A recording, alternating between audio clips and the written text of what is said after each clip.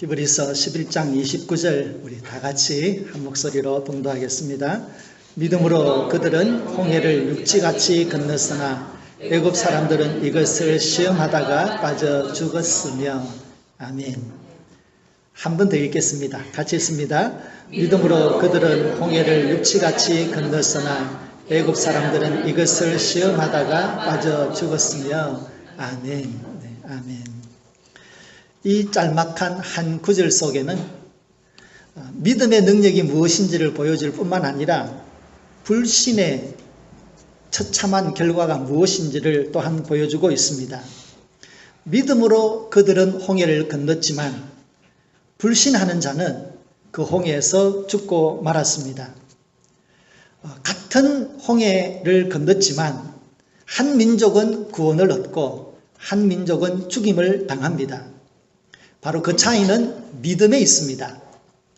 그래서 오늘은 저희들이 애굽에서 출애굽하여서 이 홍해를 건너는 그 전에 있는 이스라엘 백성들의 그 삶의 상황 속에서 돌아가서 믿음이 어떻게 그들을 구원하였는지를 한번 보기 원합니다.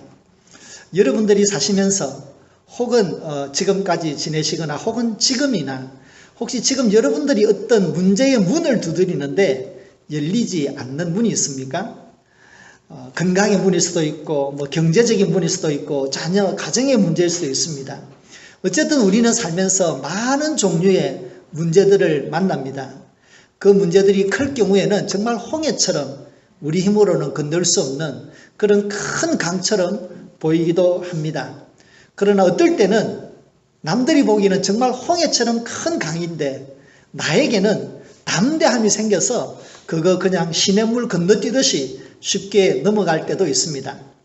또한 살면서 우리들은 우리의 노력과 지혜와 모든 지식을 동원해서 문제를 해결할 때 그 문제가 뜻대로 해결될 때도 있지만 움직이면 움직일수록 늪에 빠지는 같은 그런 일들 경험하기도 합니다. 사실 우리 인생에 있어서 어떤 확실이라고 하는 것은 아무것도 없다는 것입니다. 무엇이 문제입니까? 그러한 불확실성의 삶의 문제 앞에서 어떤 이는 믿음처럼 믿음을 가지고 믿음으로써 그 홍해를 건너는 사람이 있는가 하면 어떤 이는 믿음이 없이 그 문제의 바다에 빠지기도 한다는 것입니다.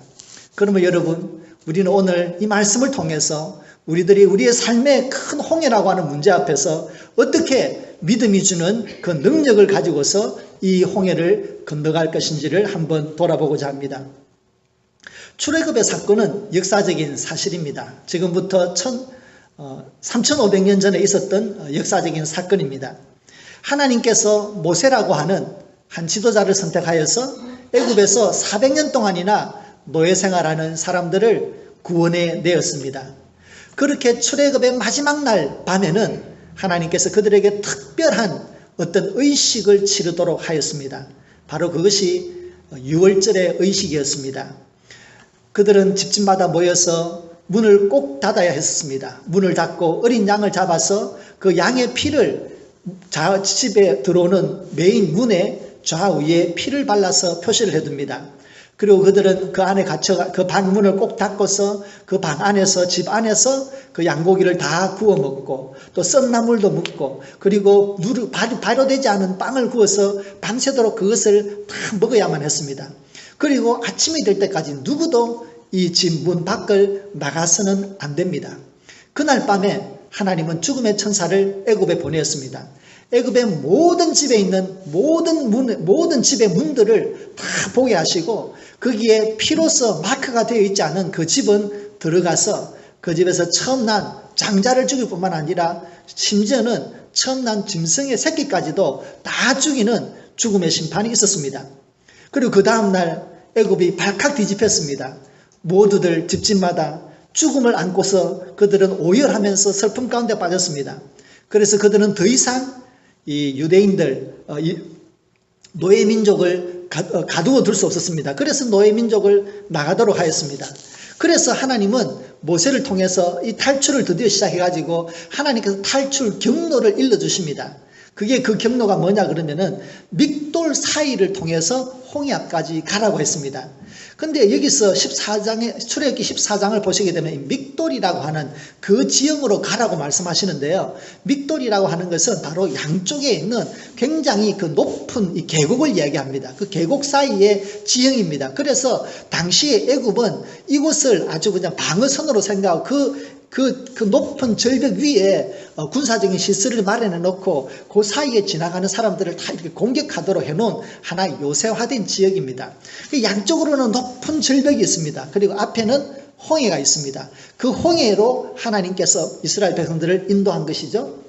그 얘기를 바로가 들었습니다. 믹돌 사이에 이스라엘 사람들이 가서 진을 쳤다라고 하는 얘기를 바로가 딱 듣자 처음으로 내뱉는 말이 뭐냐면은 그들이 광야에 갇혔구나. 그렇죠. 그들은 이 요새 사이에 탁 갇힌 것입니다. 앞은 홍해가 막지요. 양옆으로는 애굽의 그 요새들이 있지요. 뒤에서 말을 타고 가서 그냥 잡아오면 되는 것입니다. 그래서 애굽의 바로는 마음이 완악해져서 이 사람들을 다시금 잡아와서 노예로 삼아야 되겠다라고 하면서 모든 전차와 말을 이끌고 그들을 잡으러 왔습니다. 이스라엘 사람들이 정신을 차리고 뒤를 돌아보니까 애국 사람들이 말을 몰고 먼지를 일으키면서 그냥 확 구름대처럼 몰려오고 있습니다. 그러자 이 이스라엘 사람들이 가슴이 철렁한 것입니다. 조금까지 하나님께서 그들을 기적적으로 인도해 주셨는데 그 수많은 군대들이 오고 그 군대가 일으키는 먼지를 보면서 그 함성을 들으면서 그냥 기가 확 죽은 것입니다. 그래서 그들의 마음속에는 큰 동요가 일어나기 시작했습니다. 그러면서 만만한 게 모세, 그를 찾아가서 이렇게 얘기합니다. 출애굽기 14장에 보면 그 당시에 그들이 어떤 마음을 가지고 있는지를 보게 됩니다. 출애굽기 14장의 말씀을 같이 한번 읽어보겠습니다. 그들이 또 모세에게 이르되 애굽에 매장지가 없어서 당신이 우리를 이끌어내어 이 광야에서 죽게 하느냐? 어찌하여 당신이 우리를 애굽에서 이끌어내어 우리에게 이같이 하느냐? 우리가 애굽에서 당신에게 이런 말이 이것이 아니냐? 이르기를 우리를 내버려 두라. 우리가 애굽 사람을 섬길 것이라 하지 아니하더냐? 애굽 사람을 섬기는 것이 광야에서 죽는 것보다 낫겠노라. 여러분 이해가 되시죠? 이제 가족이 다 죽을 판입니다. 살아남으면 노예로 또 살아야 됩니다. 지난 400년도 모자라서 앞으로 또 살아야 됩니다. 그 상황 속에서 모세가 원망스럽기는 마찬가지입니다. 아마 우리들도 그 사이에 있었더라면 우리들도 원망했겠지요. 당신 왜 우리를 괜히 끄집어내가지고 이곳에서 개죽음 당하게 하느냐고 우리는 원망했을 것입니다. 그런데 여러분 놀라운 것은 그렇게 원망과 절망 속에서 모세를 원망하고 또 모세를 통하여 부르신 하나님을 원망하는 그들에 대해서 오늘 히브리서는 어떻게 얘기합니까? 믿음으로 그들은 홍해를 육지같이 건넜다. 그들은 절망과 좌절과 원망이 있음에도 불구하고 그것을 깨고 뛰치고 일어나서 결국에는 믿음으로 홍해를 건넜다는 것입니다.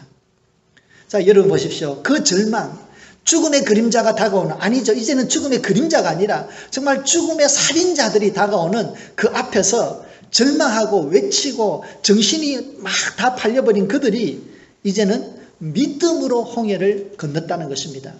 그러면 그들이 가지고 있는 그 믿음, 절망과 죽음의 실체를 뛰어넘는 그 믿음이 무엇인지를 우리는 알아야 되겠습니다. 절망을 뛰어넘는 믿음의 본질은 무엇이었습니까? 첫째는 믿음은 하나님을 잠잠히 바라보는 것입니다. 여기서 중요한 단어는 여러분 잠잠히라고 하는 것입니다. 하나님을 바라보되 어떻게? 잠잠히 바라본다. 여러분 잠잠히 바라본다는 뜻이 무엇입니까? 잠잠히 바라본다. 여러분 옆에 있는 분들 한번 잠잠히 바라보시겠어요? 잠잠히 바라보시겠습니까? 그 눈을 잠잠히 바라본다는 것은 무엇입니까?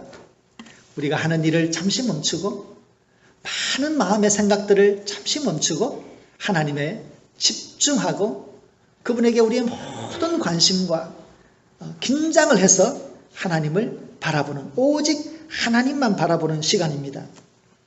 다가오는 절망 앞에서 사람들은 이성을 잃을 수밖에 없습니다.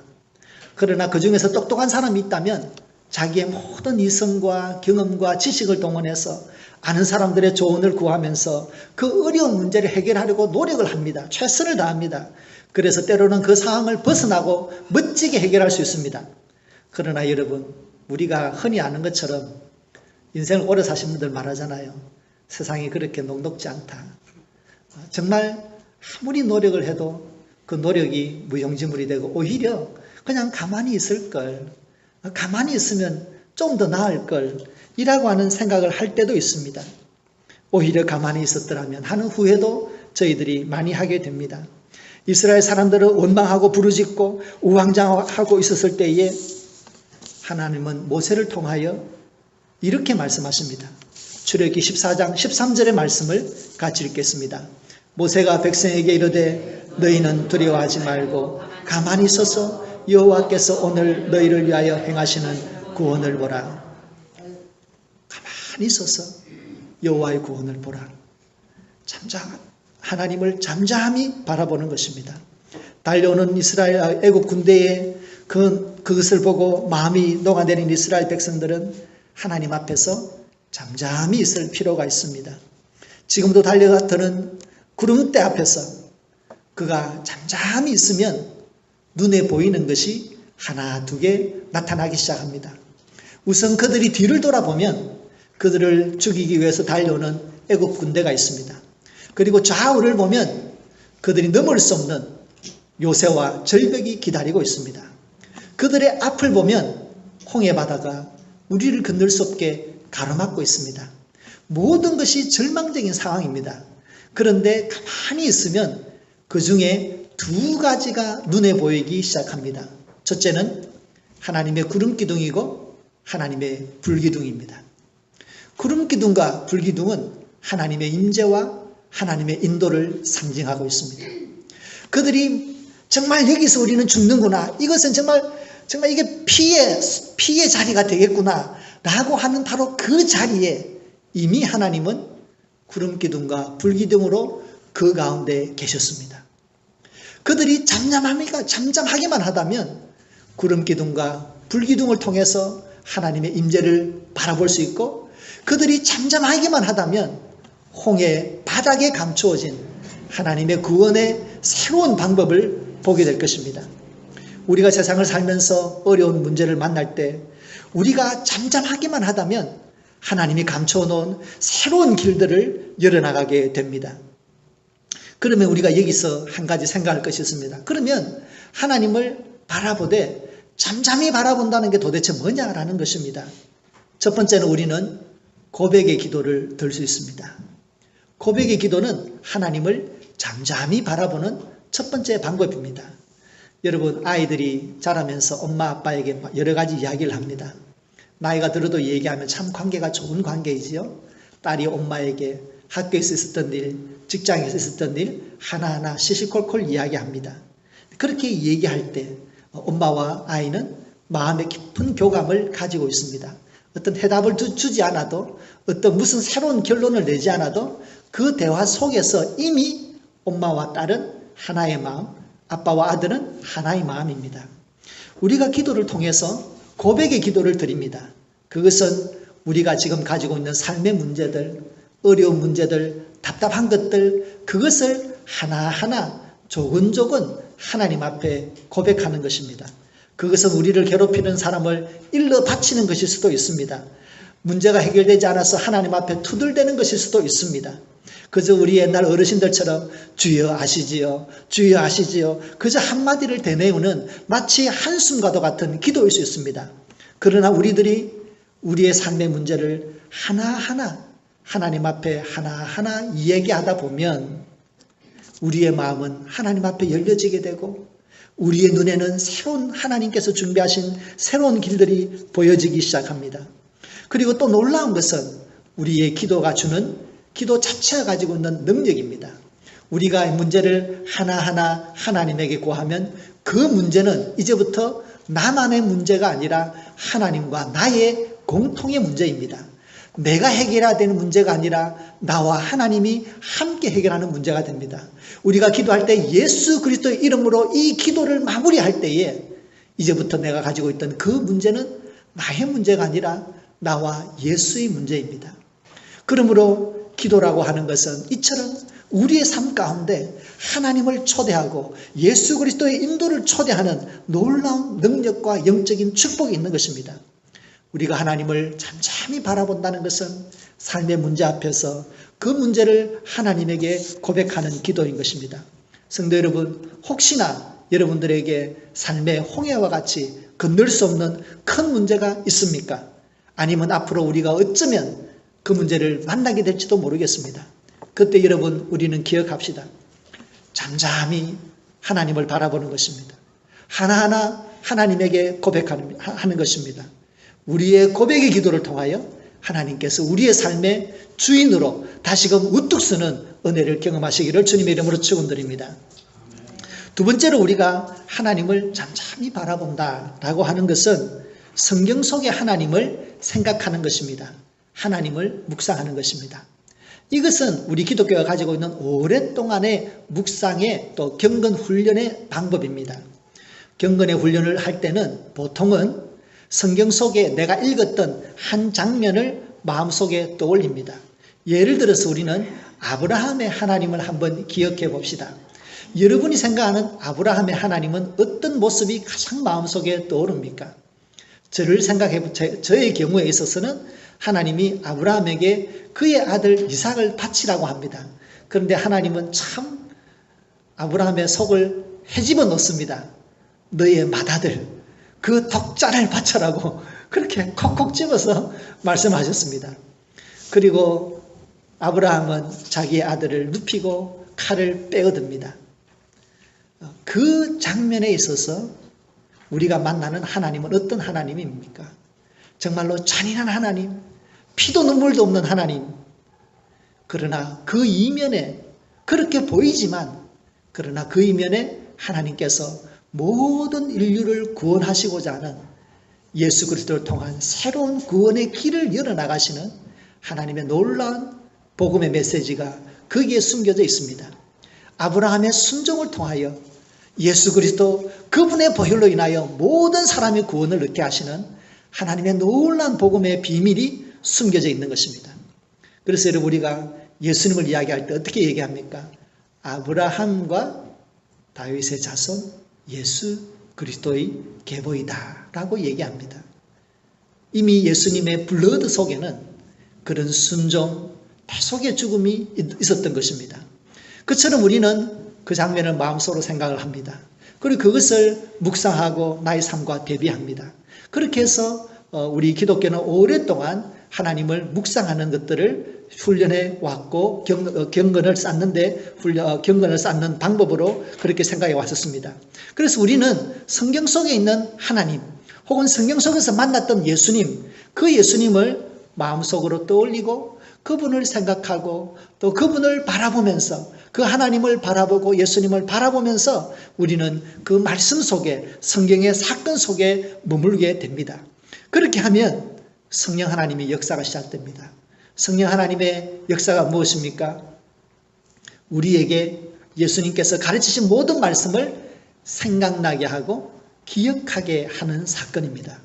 그래서 우리는 하나님을 잠잠히 바라본다는 것은 성경 속의 말씀에 나타나는 말씀 속에서 우리를 만나주시는 그 하나님을 잠잠히 생각하는 것입니다.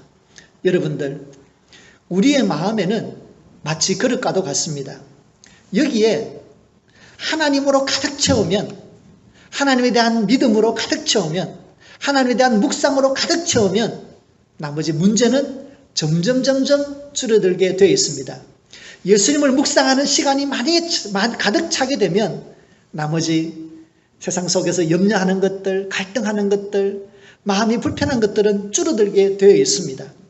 그래서 여러분, 우리가 마음속으로 우리의 삶의 문제를 하나님에게 기도로 고백할 뿐만 아니라 우리의 마음속에 하나님을 바라보며 예수님을 바라보고 그분을 생각하는 것만으로도 우리의 마음속에는 하나님이 주시는 새로운 소망과 성령 하나님께 주시는 새로운 창조적인 믿음의 세계가 열려질 줄로 믿습니다.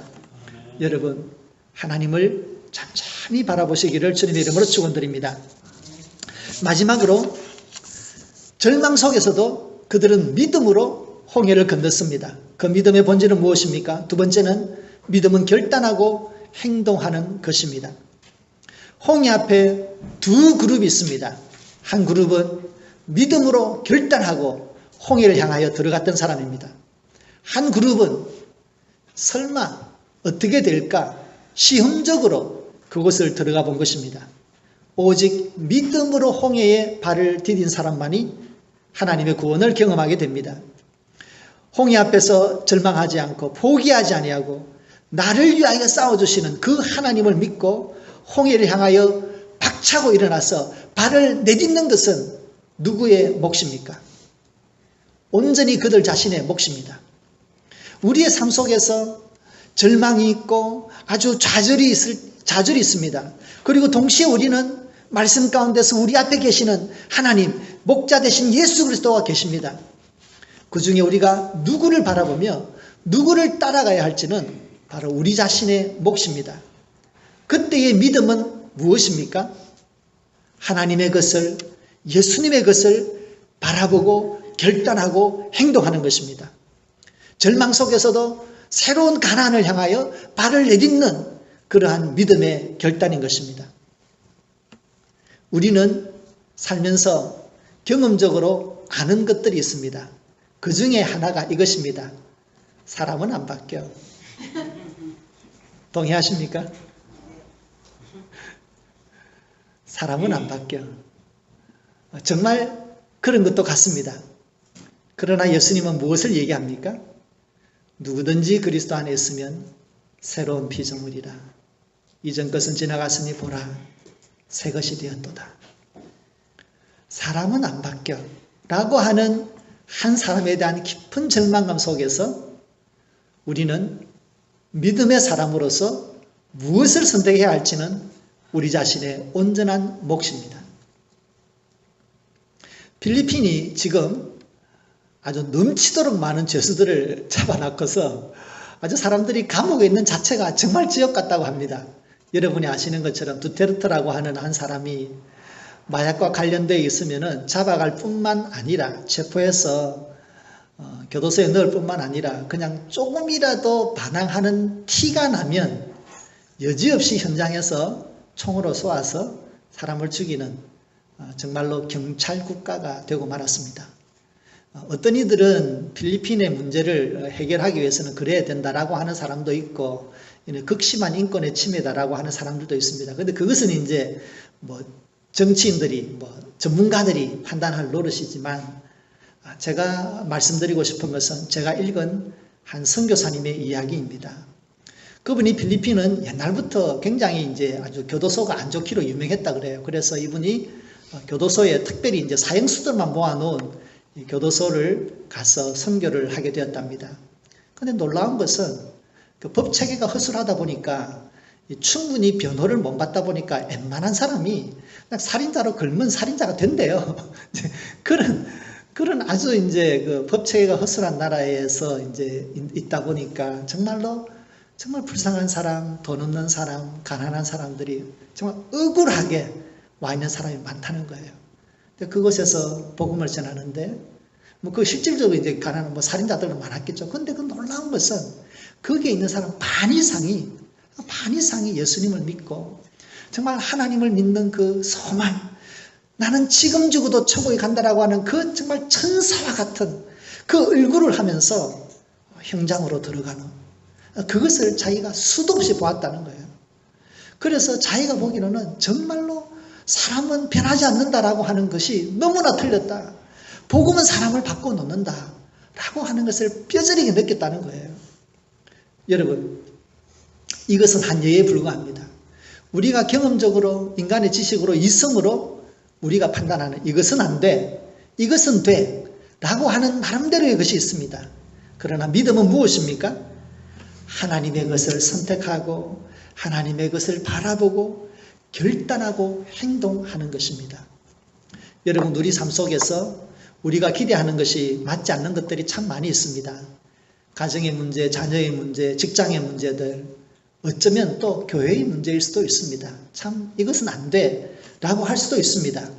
그러나 여러분, 우리가 무엇을 볼지는 온전히 우리에게 달려 있습니다. 하나님은 모든 것을 열어놓았습니다. 우리가 홍해 앞에서 믿음으로 발을 내디디면 홍해를 건너게 하십니다. 그러나 홍해 앞에서 절망하면 바로 그것이 우리의 무덤이 되고 맙니다. 믿음은 결단하고 행동하는 것입니다. 우리의 삶 가운데 믿음으로 한 발 한 발 내디뎌서 하나님의 기적을 경험하는 우리 모든 성도님들 되시기를 예수님의 이름으로 축원드립니다. 오늘 본문이 무엇을 얘기합니까? 짤막한 한 절. 믿음으로 그들은 홍해를 육지같이 건넜으나 애국 사람들은 이것을 시험하다가 빠져 죽었으며, 같은 홍해 앞에서 우리들도 서 있습니다. 믿음으로 홍해 앞에 설지 아니면 의심과 주저함과 두려움으로 설지 그것은 온전히 우리의 몫입니다. 그러나 주 예수님께서 우리의 목자가 되시고 우리의 믿음의 주인이 되십니다. 우리는 우리의 믿음의 주인이 되시는 그 예수님 때문에 우리는 언제나 믿음 안에 선한 것을 선택하고 하나님의 것을 선택해서 우리의 삶 가운데 언제나 주님께서 이끌어 주시는, 숨겨놓으시는 새로운 복의 길, 새로운 믿음의 길을 가시고, 그래서 정말 하나님은 나에게 살아계시구나, 정말 내 인생에 하나님 때문에 참 복된 삶을 사는구나 라고 하는 것을 다 느끼시고 간증하시는 주님의 백성들이 되기를 예수님의 이름으로 축원드립니다. 하나님 아버지 감사합니다. 믿음으로 하루하루의 삶을 내딛기 원합니다. 믿음으로 불가능한 홍해 앞에서 결단하고 주님 붙들기 원합니다. 믿음으로 우리의 절망 속에서 하나님의 것, 선한 것을 바라보기 원합니다. 하나님 아버지, 우리를 도와주십시오. 믿음은 세상을 이기는 능력이 되는 줄로 믿습니다. 믿음은 모든 문제를 뛰어넘는 하나님의 새로운 인도의 길인 줄로 믿습니다. 우리 성도님들에게 믿음을 더하여 주시옵소서. 성령 하나님 특별한 믿음의 은사를 허락하여 주시옵소서. 좌로나 우로나 흔들림이 없는 믿음의 담대함을 허락하여 주시옵소서. 우리의 믿음의 주인이요 또 우리의 믿음을 완성해 나가시는 주 예수님을 바라보고 어려운 중에도 믿음으로 결단하고 믿음의 길을 내딛는 주의 용사들 되게 하여 주시옵소서. 예수님 이름으로 기도드립니다. 아멘.